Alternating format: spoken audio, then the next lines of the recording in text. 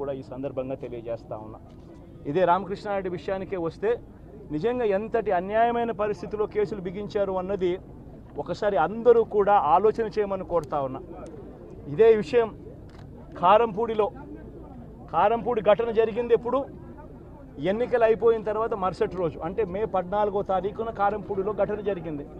కారంపూడిలో ఏం ఘటన జరిగింది, ఎందుకు జరిగింది? కారంపూడిలో తెలుగుదేశం పార్టీ చేసిన ఆకృత్యాలకు ఒక ఎస్సీ కుటుంబంలో ఉన్న మహిళలు ఇబ్బంది పడే పరిస్థితి. అటువంటి బూతులో, సెన్సిటివ్ బూతులో కేవలం ఒకే ఒక్క హోంగార్డును పెట్టి బూతులు నడుపుతూ ఉన్నారు. అటువంటి పరిస్థితుల్లో అన్యాయం జరుగుతూ ఉందని చెప్పడం కోసం, అన్యాయం జరుగుతూ ఉన్న వాళ్ళ పక్షాన్ని నిలబడడం కోసం ఎమ్మెల్యే లోపలికి పోయి ఈవీఎంను పగలగొట్టే కార్యక్రమం జరిగింది. ఎందుకు ఈవీఎంలో నిజంగానే ఎమ్మెల్యేనే రిగ్గింగ్ చేసుకుంటా ఉంటే, ఎమ్మెల్యేకి అక్కడ నిజంగానే ఎమ్మెల్యే పరిస్థితి అంత బాగుండింటే ఎందుకు ఎమ్మెల్యే ఈవీఎం పగలగొడతాడు? అక్కడ పరిస్థితి బాగలేదనే కదా, అన్యాయం చేస్తూ ఉన్నారనే కదా.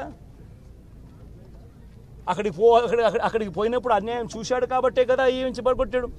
ఆ ఈవీఎం ఏదైతే పగలగొట్టిన కేసులు ఏదవుతుందో తనకు బెయిల్ వచ్చింది. ఈరోజు తాను బెయిల్ అక్కడ లోపల ఉన్నది ఈవీఎం పగలగొట్టిన కేసులో కాదు, తను లోపల ఉన్నది ఈవీఎం పగలగొట్టిన కేసులో. అన్యాయం జరిగింది అని చెప్పి, అన్యాయం జరుగుతూ ఉన్న పరిస్థితిలో ఎమ్మెల్యే అక్కడికి పోయి అడ్డుకునే కార్యక్రమంలో జరిగింది అని చెప్పి కోర్టులు కూడా గుర్తించాయి కాబట్టి తనకు బెయిల్ వచ్చింది. కానీ మళ్ళా తర్వాత ఏం జరిగింది? ఆ ఇన్సిడెంట్ జరిగిన 10 రోజుల తర్వాత, ఆ ఇన్సిడెంట్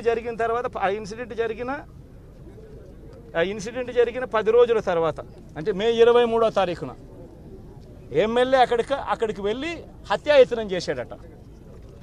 పదే పోలింగ్ బూతులు హత్యాయత్నం చేసినాడంటే ఎవడన్నా బుద్ధునోడు ఎవడన్నా నమ్మదానికి ఉందయ్యా? ఎవడన్నా ఎమ్మెల్యే అనేవాడు అక్కడికి పోయినప్పుడు వాళ్ళు చేస్తూ ఉన్న రిగ్గింగు, ఎమ్మెల్యే దానికి అడ్డుకునే కార్యక్రమం చేస్తూ ఉంటే ఎమ్మెల్యే అక్కడికి పోయి ఎమ్మెల్యే హత్యాయత్నం చేస్తాడా? చెప్పడానికైనా హద్దు పొద్దు ఉండాలి కదా.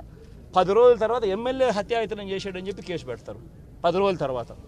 ఇప్పుడు నిజంగానే అటువంటి ఇన్సిడెంట్ జరిగిందంటే సిట్టు 17వ తారీఖు నుంచి, మే 17వ తారీఖు నుంచి 20వ తారీఖు లోపల మధ్యలో ఇచ్చిన రిపోర్ట్లో ఆ సిట్లో అది చెప్పాలి కదా, ఇట్లా జరిగింది, ఎమ్మెల్యే అనే వ్యక్తి హత్యాయత్నం చేసే కార్యక్రమం చేశాడు అని చెప్పి రావాలి కదా. మరి ఎందుకు సిట్ రిపోర్ట్లో రాలేదు?